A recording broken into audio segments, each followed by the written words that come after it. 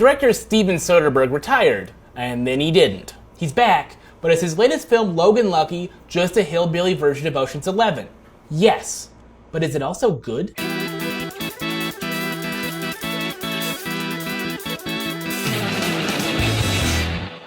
Human ab roller Channing Tatum is Jimmy Logan, a West Virginia sad sack single father who hatches a plan to rob the Charlotte Motor Speedway during a NASCAR event with the help of his one-armed brother, played by Adam Driver from Girls, and an incarcerated explosives expert played by luxury watch salesman Daniel Craig. Along the way, Jimmy gets tangled up with a sleazy energy drink salesman played by Family Guy creator Seth MacFarlane, and a tenacious FBI agent portrayed by Oscar winner and the next Karate Kid star Hilary Swank. These days, everyone wants to talk about lower-class white people. After all, they're the ones that elected Donald Trump, complained about the Ghostbusters being women, and made Nickelback multi-millionaires. If not for blue-collar white people, how would Kid Rock make a living? Who would drink all the Mountain Dew? Who would watch Kevin James movies? Every Arby's would shut down immediately. Logan Lucky is affectionate towards simple Appalachian Hill folk and never feels condescending in the way that I just was a few seconds ago. Being a proper liberal snowflake, I can't help but look down on the heartland of America with their pay-as-you-go cell phones and uncanny ability to fix household items rather than throwing them in the trash every 6 months. This movie celebrates the plucky underdog rather than sneering at them because they haven't enjoyed the subtle pleasures of avocado toast. The heroes of Logan Lucky are out to profit from a system that has done nothing but ignore and exploit them. It's a Robin Hood story if Robin Hood was really into Keith Urban. Logan Lucky doesn't really get into any of the terrifying racial and class warfare in America today. There's nary a minority in sight.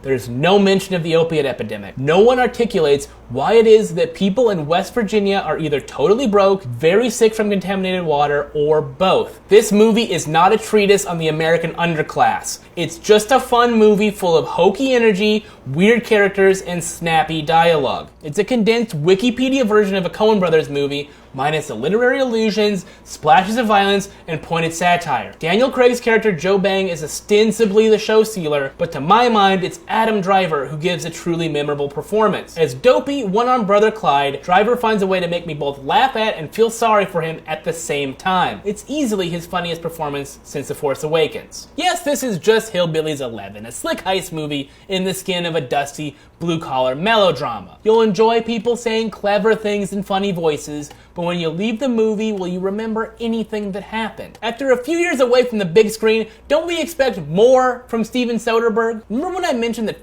Seth MacFarlane is in this movie? Yeah, Seth MacFarlane is in this movie. You won't immediately recognize him because he's wearing a wig and a mustache and doing that awful English accent. From an angle, he looks like what would happen if someone did an Instagram face swap with Michael Jackson and one of the Mario brothers. If you think that's mildly distracting, you're right! There's something about MacFarlane's live-action screen presence that calls attention to itself in the worst way.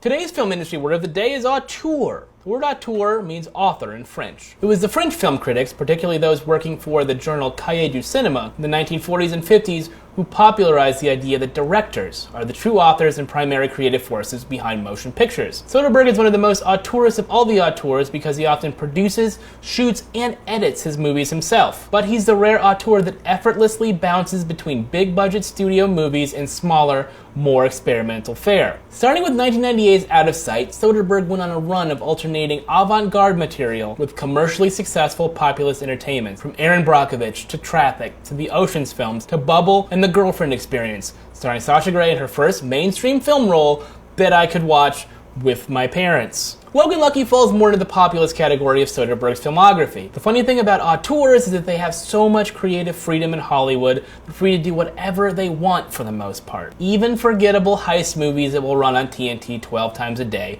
for the next 15 years. The film is so cheerful, fun, and amusing that I'm desperately trying to find something to be mad at. I'm like Brad Pitt in Fight Club and Logan Lucky is Jared Leto's face. It's too beautiful. I just want to smash it. I'm trying really hard to give you guys what you want. I see the comments, I read the comments. You guys want me to be mad. You guys want me to hate stuff. I can't hate this movie. It's good. For once I'm watching a good movie. And now I don't feel like you guys are gonna like me anymore. Is this it? Are we breaking up? Are you gonna abandon me when I need you the most? Please don't.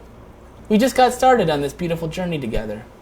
Who is this movie for? This movie is for Hank Williams Jr., your friend's rockabilly band that performs honky-tonk covers of Sublime's 40 Ounces to Freedom. You haven't lived until you've heard Smoke Two Joints performed with a banjo accompaniment. I think you should see Logan Lucky, but after you're done, check out Soderbergh's little-seen but fantastic film, Grey's Anatomy, a cinematic adaptation of a monologue by the late, great Spalding Gray. Visually, it's not much. There's no bank robbery, no handsome movie stars, or clever twists. It's basically just 80 minutes of Spalding Gray talking about his health problems. But it's also a reminder that Soderbergh is an artist who just plain doesn't give a about audience expectation as often as he gives them a big shovel full of popcorn. Thanks for watching Cinemacope. You enjoy it when I reviewed a good movie? Probably not. So let me know what movie you want me to review in the comments. Judge Dredd? Once Bitten starring Jim Carrey? One of the grown-ups movies? What about a Transformers film? Have you guys seen Zookeeper starring Kevin James? Probably, so why don't you have me review that?